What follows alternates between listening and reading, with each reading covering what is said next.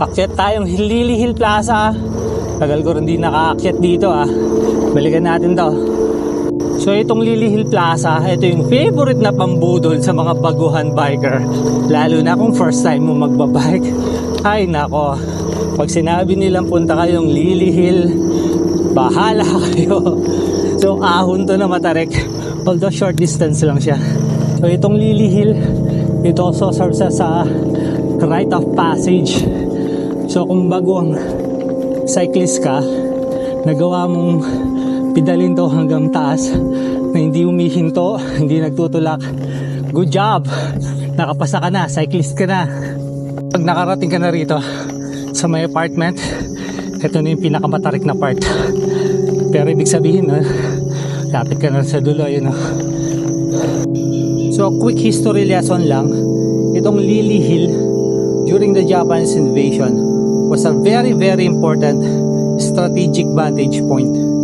So dahil elevated ka, you have a 360 degree view ng surrounding mo. So makikita mo kung merong mga padating na kalaban. And nung rumes back na yung mga Amerikano, yung patapos na yung gera, Japanese soldiers stood their grounds here. Talagang ayaw nilang ibigay itong location na to, ayaw nilang isurrender. They stood until maubusan na silang supply, naubusan na silang pagkain, ng ammunition, and nung alam na nilang wala na silang chance na manalo, they went into the underground tunnels. Yes, meron pong mga underground tunnels dito sa ilalim ng Lily Hill Plaza. And nung nandun na sila, they committed harakiri or nag-suicide sila, nagpakamatay sila. Mas gusto nilang mamatay na lang on their own hands kaysa sa mahuli sila ng mga Amerikano.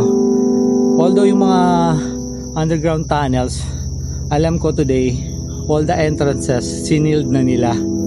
Pero merong isang entrance dito na makikita mo siya, nasa loob siya ng Lily Hill Plaza. And noon, nung meron akong nakakwentuhan na gwardiya doon, ang sabi niya, pag minsan meron daw siya nakakitang mga apparitions or ghost ng mga Japanese soldiers, and minsan parang meron daw siyang naririnig na nagsasalita na parang Hapon yung language nila. So tapos nandito ako ngayon, ang dilim pa, tapos ako lang mag-isa, tapos nagkukwento ako ng ganito. Baba na tayo.